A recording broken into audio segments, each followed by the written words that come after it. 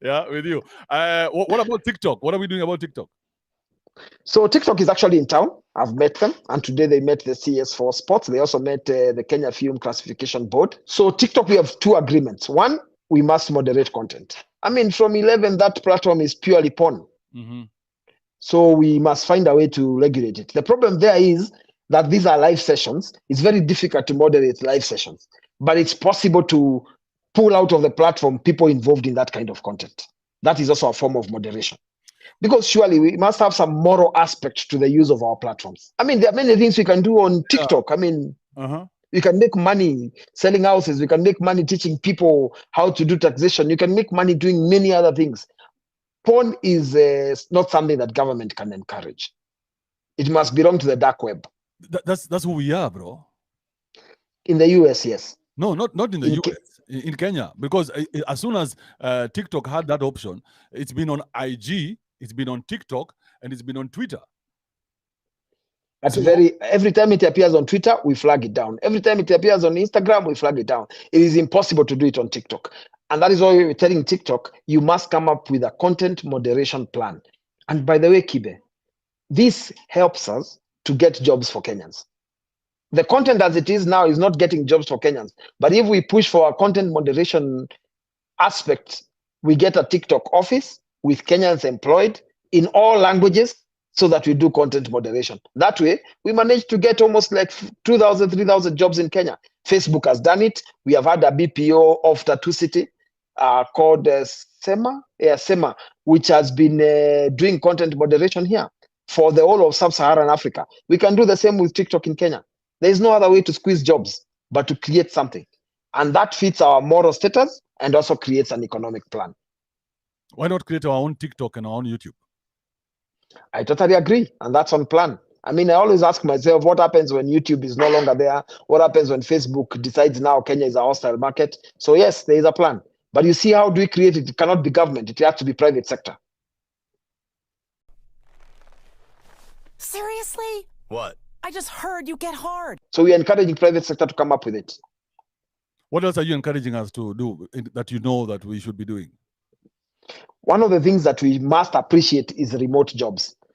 So the other day I was in Nakuru, and after encouraging some group of youths, a certain middle-aged, 50 to 60-year-old woman approached me and told me the son was actually having a job at LTV Plus and was earning some money, but he doesn't believe that is a job. She doesn't believe that is a job. So I asked how much is the son earning, and he told me the son is earning 170,000 shillings. I was telling her, if they're earning by just being at home or even remaining in their bedroom 170,000, they won't earn that even in a very good job in the office. Yeah. I mean, you are at Kiss here. You know how much these guys pay most of the reporters there at Star. Me personally, I wouldn't take this level of So, I mean, if you can earn this money off at home, we need to encourage people to start appreciating there is something called remote jobs, and that the future of work is actually not being in the office, it's being outside the office. And also that remote jobs can actually work. That's number one. Number two, the other thing we urgently need to do is create studios. Nairobi CBD these days on a Sunday is a filming phenomenon. I mean, you go there, you drive on Sunday, you meet guys with lights, with cameras, shooting videos, songs, shooting just random TikTok videos or Instagram videos, doing photography. We need to put up studios because, by the way, our special economic zone law allows you not to have a film license if you film within a special economic zone. But it's useless to go film in a special economic zone if there are no studios. So we need to create studios where people can actually go recreate Nairobi, recreate America there, recreate hospitals, so that then people have an access to some place where they can do some shooting. And that will grow our creative economy. The other thing that we are pushing is for the LA embassy, where Big Ted is for it to be made a creative economy embassy. Because it's in Hollywood, bro. Why are we doing the normal thing we do with embassies with a consulate in Hollywood? Yeah. We should rename it to a creative economy thing. The fourth thing that we should and must do is provide money for creatives. And not, this is money that is guaranteed by the product. Because you see, a kawaida creative will not have a title deed, but he has a product called a song, or he or she has a product called a film. So that should be the security that should be allowed to access that kind of a fund. Finally, access to costume and equipment. I mean, to hire a gun for acting in a movie is such a process here that it is impossible for movies to come and shoot in Kenya. We lost a Hollywood movie here in 2019, partly because of two things. We couldn't cross Mombasa Road for 20 minutes, and bro, we crossed that Mombasa Road for 3 hours for the president to go through. But we couldn't cross it for a $15 billion movie to come to Kenya. So it's some stupidity that needs to be dealt with across some sectors. So that people appreciate that actually film is money, and is that creative economy is actually a form of an economy like blue economy and the formal economy. So I am a determined person that the creative economy and the digital economy, through remote jobs and through repurposing our view on the creative economy and where it resides, that it is possible to bring millions of people to get jobs. And that would solve the issue of constantly saying we will create jobs, because we will create jobs by just providing that. Simple, easy, clear. Are there any companies that you're working with when it comes to content creation as the government?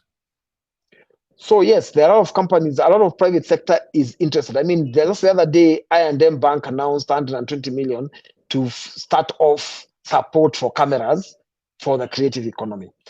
Safaricom is doing their bit through giving a platform for selling.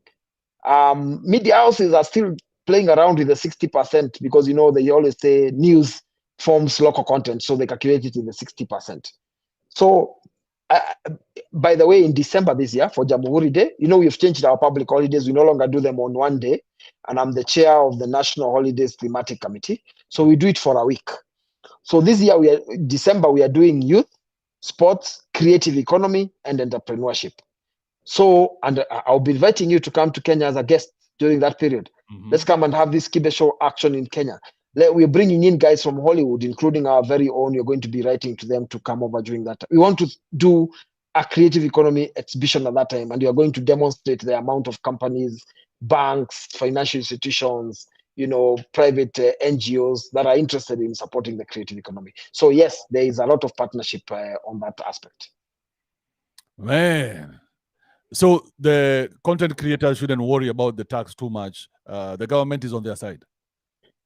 Absolutely. In any case, government is putting in about 2-3 billion this year to support the creative economy through different initiatives in different ministries. And the president has already announced that 10% of government advertising that goes to around 300 billion is going to go to creators. So you see, government is already bringing back that form of money, because what is 5% of withholding tax? And it's withholding tax because it means it is just money that government is holding. If you prove your expenses, it comes back to you. And then at the same time, providing enough money for you to access as a creative so that you make your films and all that bit. So in essence, the 5% is a shadow to the more than 40% investment that government is already making. How do we not get another scandal with this creative economy? Because I remember when, what was his name? The other Luo guy who was with Uhuru. The tall guy who passed on. What was his name?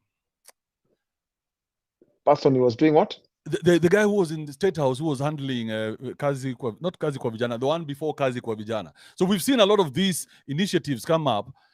Bruce Odhiambo. Remember Bruce Odhiambo? I know him. Yeah. So we've had the stories that every time an initiative like that comes up and we are very excited and the youth are waiting to see what's going to happen, it just fizzles out and disappears. What are we doing this time to make sure that we start to see even this advertising money from the government? Yeah, there has been a problem about people imagining that every time there is an initiative that involves public money, they can take away the money.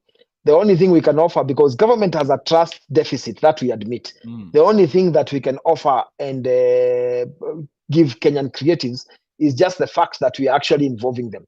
We've called them for all our State House functions. We have put them into committees that are relevant in delivering this. And so they have a view on what is happening. I mean, even this scandalous thing that has happened for a long time of giving musicians 15 shillings and 20 shillings every year is going to change from December this year. We are going to rewrite that narrative. So all we can plead for is just a little time, patience, observe. I will personally not be involved in anything that's going to taint an image, because our generation is the next one to take over even power up to the presidency. So, I mean, we don't want scandals. We want to take over power at some point after the guys who are there